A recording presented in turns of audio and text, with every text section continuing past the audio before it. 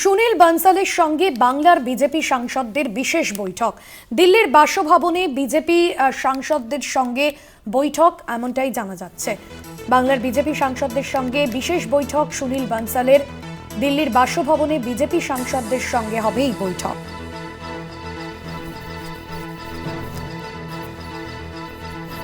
বিশেষ প্রতিনিধি অঞ্জন রায় রয়েছেন আমাদের সঙ্গে ফোন লাইনে। অঞ্জন দা, কি জানা যাচ্ছে এই বৈঠক নিয়ে? কারা কারা থাকছেন বৈঠকে? দেখো, 12 জন সাংসদের মধ্যে 8 জন উপস্থিত ছিলেন লোকসভার এবং রাজ্যসভার একজন সাংসদ, দুজনের মধ্যে একজন সাংসদ উপস্থিত ছিলেন। বনসাল কার্যত ভর্ৎসনা করে যে বলতে পারো এবং বলেছে যে সাংসদরা কেন এলাকায় যায় না, এলাকায় কেন সময় দেন না, এবং তিনি কার্যত সতর্ক করে বলেছেন যে আপনারা এই সেশন শেষ হয়ে যাওয়ার পর থেকে এলাকায় সময় দিন।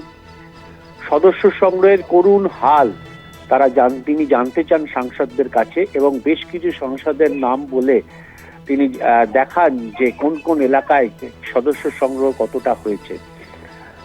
এর পাশাপাশি পশ্চিমবঙ্গের যেসব বিজেপির সাংসদরা ছিলেন তারা বংশালের কাছে দাবি করেন যে কেন্দ্রের উন্নয়নমূলক কাজের ক্ষেত্রে সাংসদদের কিছু বক্তব্য আছে এই রাজ্যে ইমপ্লিমেন্ট করার জন্য। সেক্ষেত্রে সিদ্ধান্ত হয়েছে চলতি মাসে দ্বিতীয়বার বৈঠক হবে এবং সেখানে রাজ্যের উন্নয়নে কেন্দ্রের কিরকম ভূমিকা হওয়া উচিত, কিভাবে প্রচার করা উচিত এবং কি কি কাজ করা উচিত তাই নিয়ে আলোচনা হবে। ধন্যবাদ জানাবো অঞ্জন দা আপনাকে। বিশেষ প্রতিনিধি অঞ্জন রায় ছিলেন ফোন লাইনে। আপনাদের জানিয়ে রাখবো, সুনীল বানসালের সঙ্গে বিজেপি সাংসদদের বৈঠক এবং বাংলা বিজেপি সাংসদদের বিশেষ বৈঠক। ইতিমধ্যে বিজেপি সাংসদদের সতর্ক করেছেন নিজের এলাকায় সময় দেওয়ার নির্দেশ বানসালের। পশ্চিমবঙ্গের বিজেপি সাংসদদের সঙ্গে দিল্লির বাসভবনে বৈঠক রয়েছে সুনীল বানসালের সঙ্গে বাংলার বিজেপি সাংসদদের বৈঠক। নিজের সংসদীয় এলাকায় বিশেষভাবে নজর রাখার নির্দেশ দিয়েছেন সুনীল বানসাল।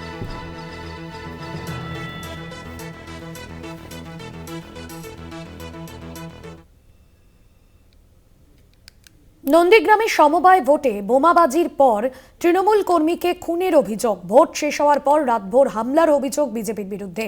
ঘটনায় পথ অবরোধ করে বিক্ষোভ শুরু করেছে তৃণমূল কর্মীরা। নন্দীগ্রামের